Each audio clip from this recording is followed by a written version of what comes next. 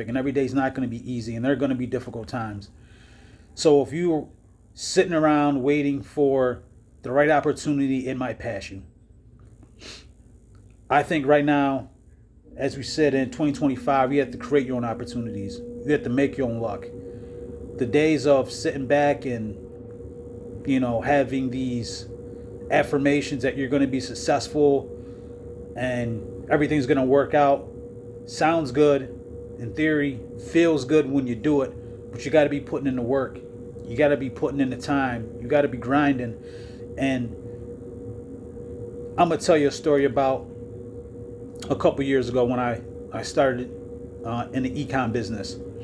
I kept watching all these videos of people having these e-com businesses and stores. And I was like, oh, I want to do that. I want to do that. And I kept watching these videos. Well, I'll do it when I get a little money. I'll do it in the Christmas time when people are buying and selling. And next thing you know, 2 years had gone by. And I saw somebody online that lives in my hometown, and they had this really thriving online business. And I was like, oh man, when they start that? And I look at their social media, and they did it like 2 years before.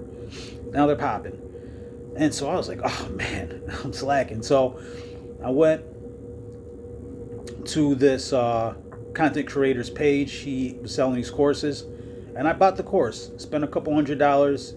Had a lot of great tips, a lot of great strategy. Gave you a lot of information about how to start e-com and the e-com business. I opened up a shop, and it took a couple months before I got my first sale, and it took about 8-9 months before I got my first 100 sales.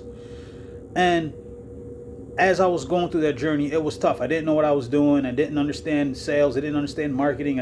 Wasn't the greatest when it came to designs and products, and wasn't aware of the consumer cycle, when to start dropping things for, Thanksgiving or Christmas or this event.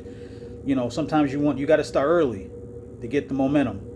And I didn't know these things. And so the first couple of months, I really struggled. The first 6-7 months, I really didn't know what I was doing.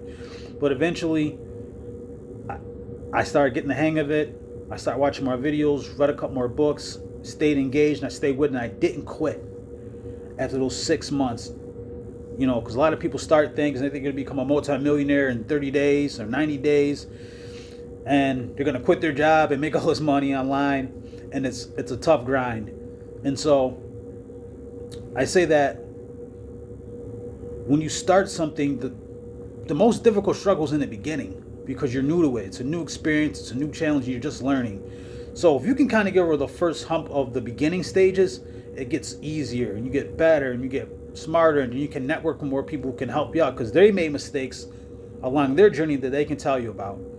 So if you're watching this video, if you're at home thinking about a business or writing a book, or maybe you used to make music and you want to get back into it, man, start that project. Write that book. If you're having conversation with yourself about getting back in shape or getting in the gym, or maybe you want to spend more time with your family, man, start doing it. Those days off people talk about all the time, like, hey man, your job will work you to death if you let them. So take those days off, start hanging out with your family, start hanging out with your friends, start that business, write that book, get after it. All right? It's 2025. Embrace the journey, one step at a time. It's your guy L Train, man. Peace. We out.